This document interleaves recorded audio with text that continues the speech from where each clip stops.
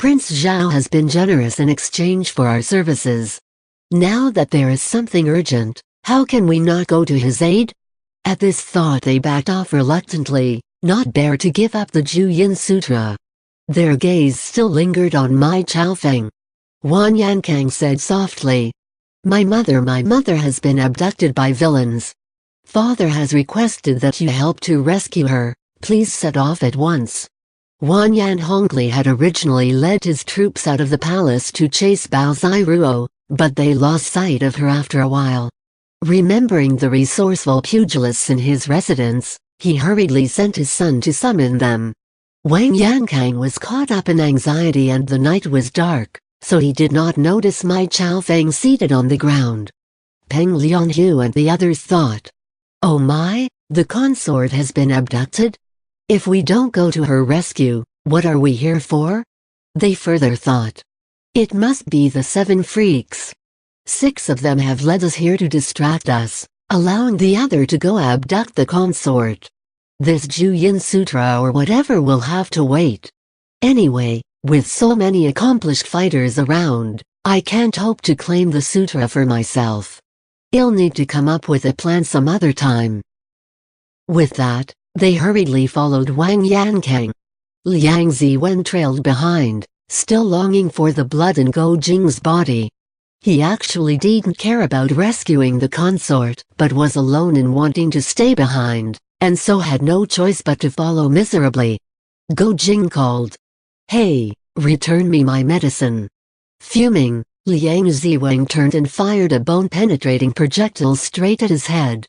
The projectile cut through the night wind with incredible strength. Zhu Chong dashed forward and deflected the projectile with the handle of his fan. As the projectile fell, he caught it with his left hand and held it to his nose to have a sniff. Ah, he said. Seals throats when it sees blood, this bone-penetrating meridian nail. Hearing the name of his secret weapon startled Liang Ziwen. He spun around and yelled. What? Zhu Chong went up to him and stretched out his palm, the meridian nail resting on it. He said lightly, I'll give it back to you, old mister.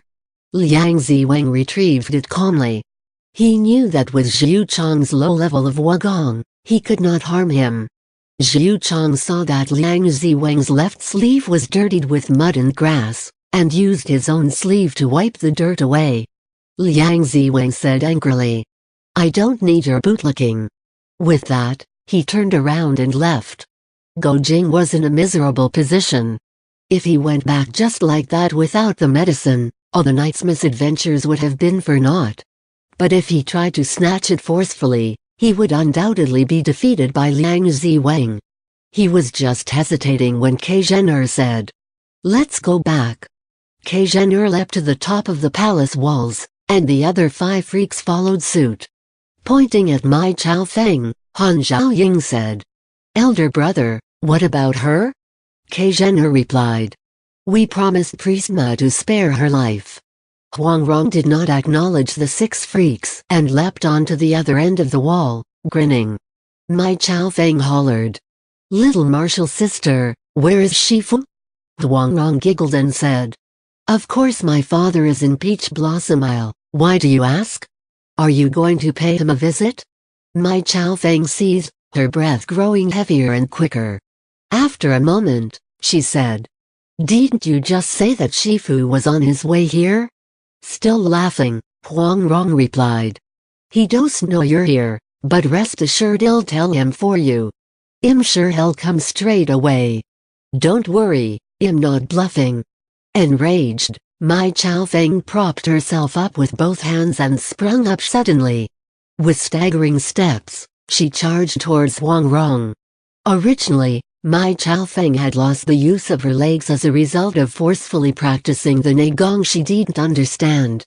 A stream of qi had flowed down to her lower Danjian energy field and was unable to work its way back up, paralyzing her lower body with numbness. She had stubbornly continued attempting to work the qi back upwards, but the harder she tried, the stronger the resistance met. Presently her senses were consumed with fury, so much so that she forgot about her paralysis. She was in a state where she had disengaged from herself, her body. She was only aware of a violent surge of anger rushing up to her heart. Suddenly her legs had become part of her body again and she charged towards Huang Rong. Shocked that Mai Chaofeng had regained the use of her legs, Huang Rong leapt down to the other side and took flight into the night. Suddenly regaining her senses, Mai Chaofeng thought, how come I can walk now? With this thought, a sudden wave of numbness washed over her legs and she fell, losing consciousness. For the 6 freaks to kill her now was a piece of cake, but they had a prior agreement with Ma Yu to spare her life. Thus, they leapt over the wall and left the palace together with Go Jing. Han Xiaoying was the most anxious and hurriedly asked, "Jinger, how did you end up here?" And so, Go Jing roughly narrated the events leading up to here, Wang Chuyi coming to his rescue, getting poisoned at Wang Yankang's banquet, stealing the medicine, bumping into Mai Chaofeng in the tunnel, etc. For the moment, however, he did not mention the Yang family saga. Zhu Chong said, "Let's hurry and see how Priest Wang is coping." Having just been reunited with his wife, Yang Taizhen felt an inexpressible mixture of joy and sadness. Carrying her in his arms, he leapt out of the palace. His foster daughter Mu Nianxi was anxiously waiting outside the palace walls when she saw him carrying a woman in his arms. Surprised and curious, she asked, "Father, who is she?" Yang Taizhen replied, "She's your mother." "Let's go," Mu Nianxi said, bewildered. "My mother?"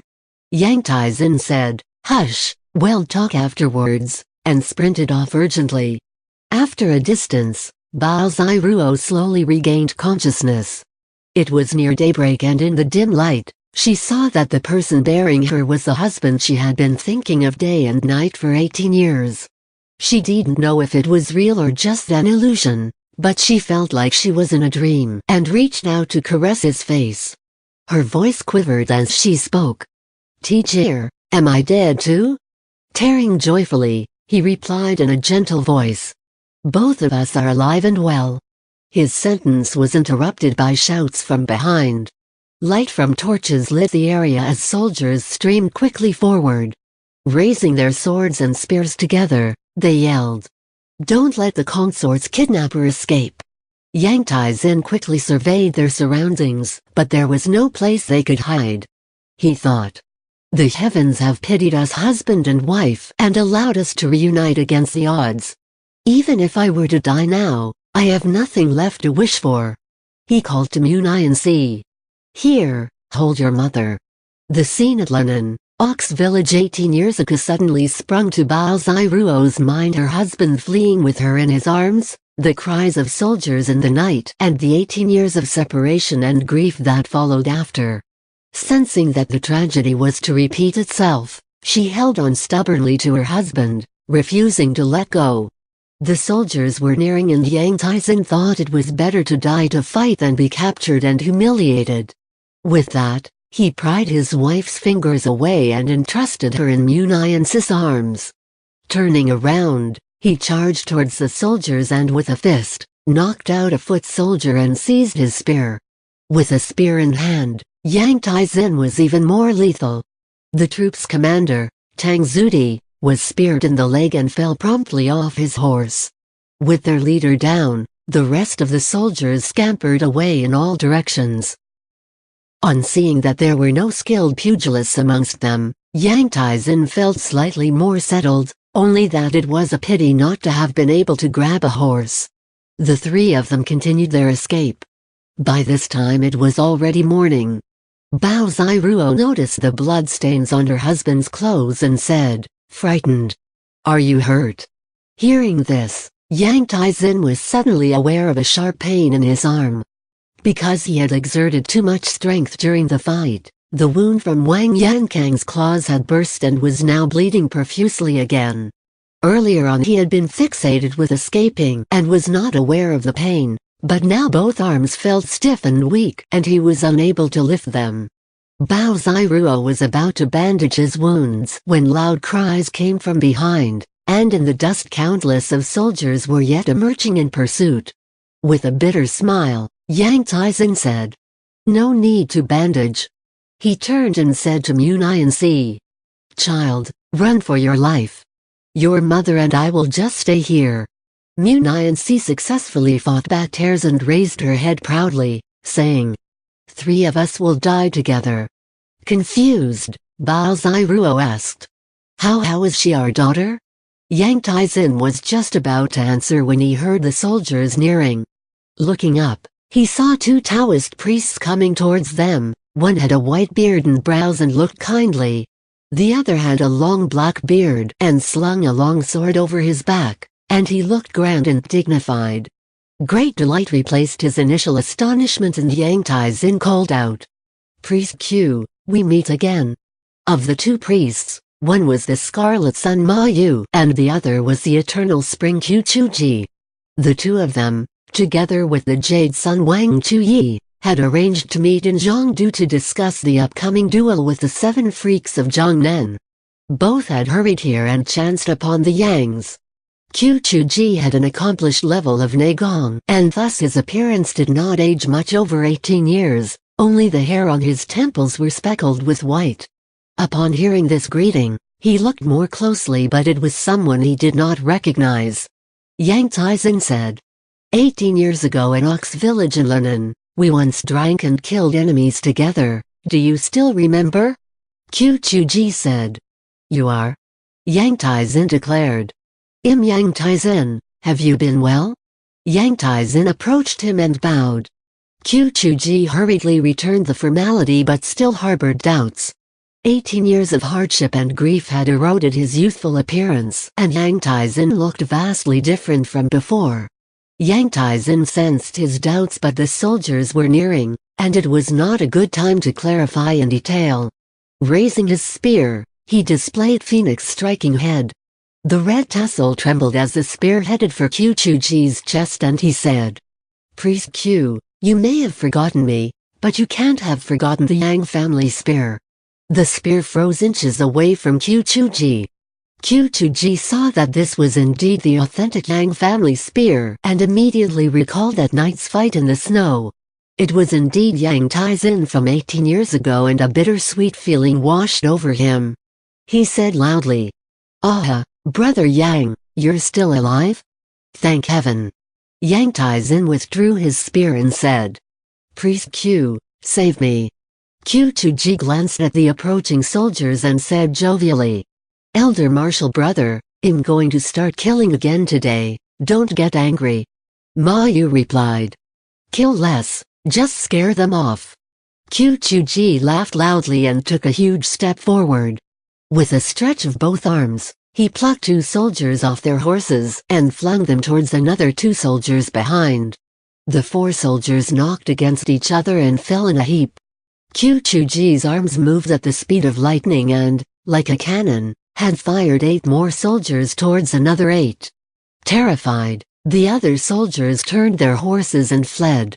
Suddenly, a chiefly figure with a bald and shiny head emerged from behind the fleeing soldiers. He bellowed, "Where has this scoundrel come from?" With a slight sway of his body, he had already stolen up to Q Chuji and attacked with his palms. Q Chuji saw that this person was highly agile.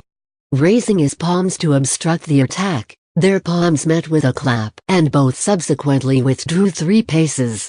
Surprised, Q Chuji thought to himself, "Who was this person with such good kung fu?" Little did he know that the Dragon King of Hades Sha Tongtian was concealing the pain in his arms from their exchange and was even more surprised than him. With an angry roar, Sha Tongtian swung his fists forward.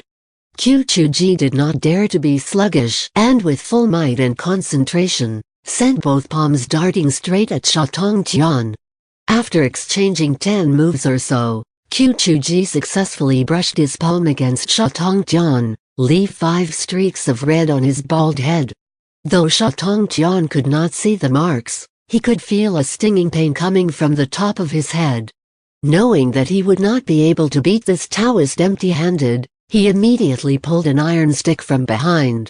This weapon was heavy, but its power was great, and with a reviving chin behind the sword, The stick struck in the direction of Qiu Chuji's shoulder.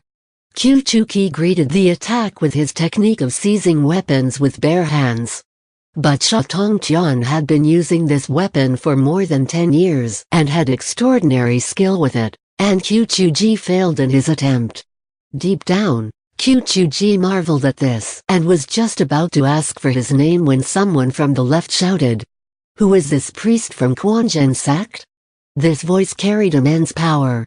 Qiu Chuji leapt towards his right and saw 4 people. It was Peng Lianhu, Aoyang Ke, Liang Ziwing and Hu Tonghe. Qiu Chuji cupped his fist and said, "My surname is Qiu, may I know your names?" Qiu Chuji's mighty name was well known and feared in the northern and southern parts. Sha Tongtian and the others all thought, "No wonder he is so famous. He is indeed powerful." Peng Lianhu thought, "We've already injured Wang Chuyi and forged animosity with Quanzhen sect. If we combine forces and kill Qiu Chuji today, our names travel far and wide." He shouted. Everyone attacked together. Before he even finished pronouncing the last word, Peng Lianhu had already retrieved his judgmental twin brush and advanced towards Qiu Chuji. He knew this opponent was powerful and was vicious on the onslaught, targeting his Yunmen IQ point at the top and his Tai IQ point below. These 2 hits came in full force and left no room for mercy. Qiu Chuji thought to himself, "This shorty is impudent." To be fair, his skills are also above average. With a swiping sound he drew out his sword and pierced Peng Lianhu's right arm, scraped Sha Tongtian's waistband, collecting back the sword, sent its hilt ramming into the critical Zhang Min IQ point at the side of Hu Tonghe's rib. With one move he had struck 3 people, displaying amazing skill with the sword. Sha Tongtian and Peng Lianhu propped themselves up with their weapons. Hu Tonghe had narrowly missed having his IQ point blocked and managed to withdraw quickly, but alas, a heavy kick on the buttocks sent him flying to the ground. Call it a coincidence, but he landed straight on the 3 lumps on his head. Inwardly shaken, Liang Ziweng propelled himself forward like a monkey and attacked. Aoyang Ke saw that Qiu Chuji was occupied with Sha Tongtian and Peng Lianhu, and now Liang Ziweng had also joined in. It was an advantage that just begged to be taken, and if not now, when? Brandishing a void move with his left hand, his right hand moved to block Qiu Chuji's Tao Dao, Hunmin and Zhongshu IQ points with his iron fan.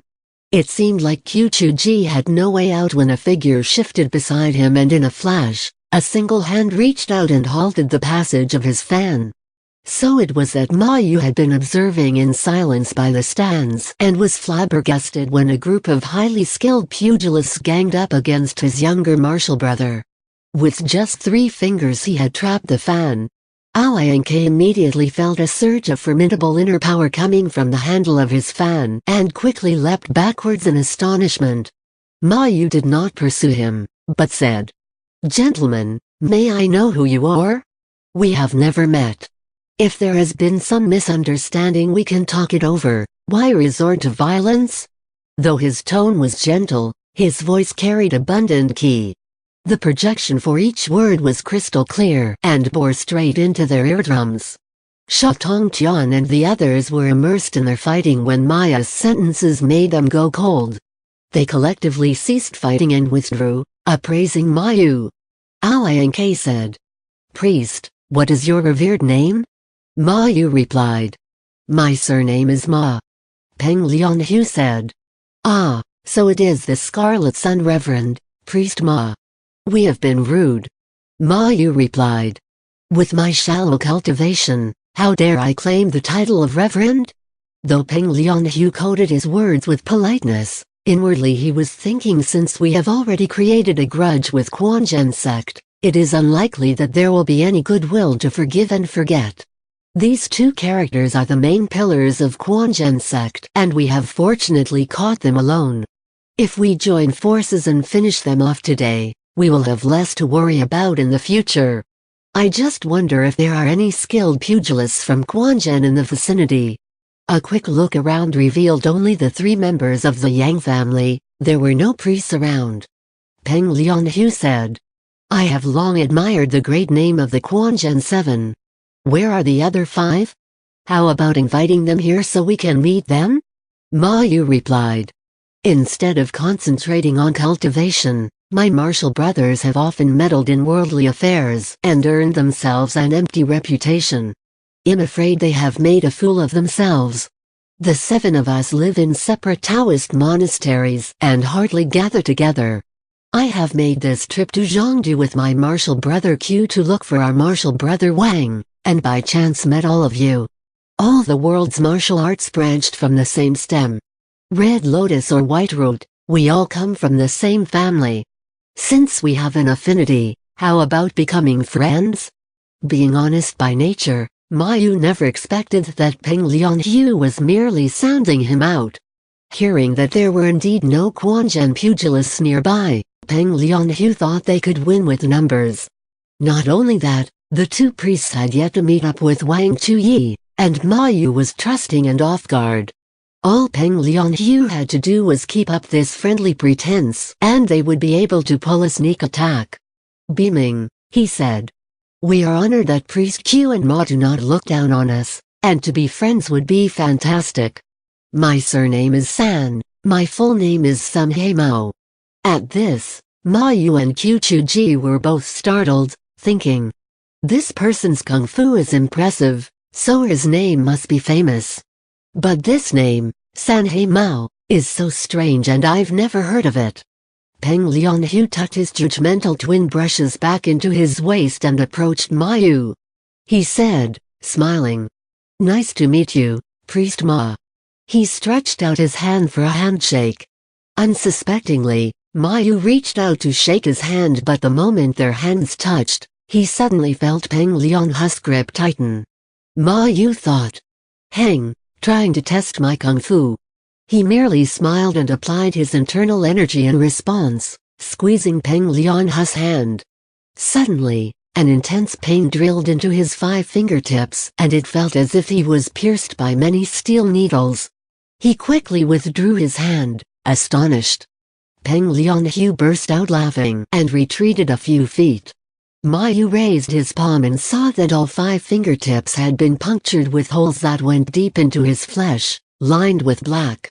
So it was that when Peng Lianhu was keeping his judgmental twin brushes, he had secretly slipped on his special poison needle bangle on his right hand. Made from refined steel, this bangle was as slender as a thread, and on it were 5 thin needles armed with lethal poison. As long as the needles penetrated the flesh and drew blood, the victim would undoubtedly die within 10 hours. Peng Lianhu usually wore this bangle to increase the potency of his palm attacks when exchanging blows, thus ensuring that his opponent would not live beyond half a day. He had also deliberately introduced himself as Samhe Mao so that while Qiu Chuji and Ma Yu were busy being astounded, he could seize the chance and sneak an attack. Characters of the pugilistic often harbor no admiration for one another on the first meeting, but tact and face made public aggression improper. Thus, they would often reach out for a handshake in the guise of friendliness, but in actuality it was a duel of sorts. It was not unusual for the inferior fighter to have his bones broken and his hands swollen, or beg for mercy when the pain became too much. Ma Yu only thought that Peng Lianhu was practicing the old pugilistic habit of being friendly on the surface, but secretly appraising each other's strength. He never thought that Peng Lianhu would have another vicious trick up his sleeve. Thus, when both of them exerted strength, the 5 poisonous needles not only pierced his fingertips, but sunk straight down to the bones of his fingers. By the time Ma Yu realized what had happened and struck forward with his right palm, Peng Lianhu had already leapt away. All Qiu Chuji knew was that his elder martial brother had been normally shaking hands with someone when suddenly, his facial expression changed and he attacked. Qiu Chuji hurriedly asked, "What happened?" Ma Yu replied angrily, "Crafty scoundrel, he poisoned me." With that, he advanced towards Peng Lianhu. Qiu Chuji had always known his elder martial brother to be tolerant and had never seen him attack anyone in over 10 years, yet at this moment, He had opened his attack with the most formidable of Quan Zhen's skills, the three flowers atop palm technique. Qu Chuji knew it must have taken a great reason for him to be so furious and thus, with a flick of his sword, weaved left and right to reach Peng Lionhu. With a quick swish, swish, swish, he had dealt him 3 strokes. By this time Peng Lionhu had already retrieved his twin brushes and successfully deflected 2 of Qu Chuji's strokes while managing to deal a strike with 1 brush. But Peng Lionhu never expected Qu Chuji's palm technique to be as ferocious as his sword. In that very instant when he was about to withdraw his brush, but not yet, Qu Chuji had reached out and grabbed it by the tip. He shouted, "Withdraw!" Combining internal power and external force, Qu Chuji tried to rupture the brush, but despite using full energy, Peng Lionhu was a formidable opponent and did not allow the brush to shatter. Qu Chuji followed by steering his sword straight forward, and Peng Lionhu had no choice but to let go of his brush and evade. With the sword in his right hand and palm technique on his left, Qu Chuji kept up the attack ceaselessly. Peng Lionhu had lost 1 brush and his right arm was also feeling stiff and weak. Having lost sharpness, he continuously retreated. At this point, Sha Tongqian and Liang Ziwing were embroiled with Ma Yu. Aoyanke and Hu Tonghe came forward to aid Peng Lionhu, one on the left and the other on the right. Faced with strong opponents, Qu Chuji felt even more energetic. With gliding palms and flashing sword, the more he fought the swifter his attacks became. Qu Chuji was fighting 3 people by himself and yet had not lost the advantage, but over at the other end, Ma Yu was having trouble sustaining the situation. His right palm was already swollen and besieged with numbness and itch as the poison gradually took effect. Though he knew that the needle was poisoned, he never expected such a drastic reaction. He understood that the more he exerted himself, the faster his blood would circulate and the quicker the poison would attack his heart. Immediately he sat down and engaged his internal energy to halt the poison's passage, while wielding a sword in his left hand for self-protection. Liang Ziwang's weapon was a shovel, similar to the ones used for exhumation. Between slamming vertically and scooping horizontally, at times sweeping across and at times hitting directly, the variations in the attack were plentiful. Sha Tongqian's iron stick was all the more heavy and dangerous. After 10 moves or so, Maya's breathing was hastening and his defensive circle, shrinking. Inwardly resisting the poison and outwardly defending against 2 enemies, he soon felt lethargic despite having an accomplished level of internal energy. Qu Chuji was shocked at the sight of his elder martial brother seated on the floor, with hot air rising slowly from his head as if he were being steamed. He wanted to quickly finish off his 3 opponents and rush forward to aid him, but these opponents were sticky and he could not spare a moment to pause his attack and escape. Admittedly Hu Tonghe was a weaker fighter, but Aoyanke was proficient in both internal energy and external moves. His attacks were both fierce and unusual, and in terms of ability, he was way above Peng Lionhu. From what Qu Chuji could tell, Aoyankan's kung fu looked similar to that of the Western poison, someone Quan Zhen sect had always feared the most. This startled him and he thought, who is this person? Could he be a disciple of the Western poison? Has the Western poison arrived at the Central Plains? I wonder if he's actually right here in Zhongdiyu. While following this train of thought he momentarily lost concentration and repeatedly encountered close shaves. Yang Taizhen knew in his heart that the skills of these 2 priests were way above his, but upon seeing both of them in danger he immediately lifted his spear and stabbed towards Aoyankan's back. Qu Chuji yelled, "Brother Yang, don't throw your life away in vain." By the time he finished his sentence,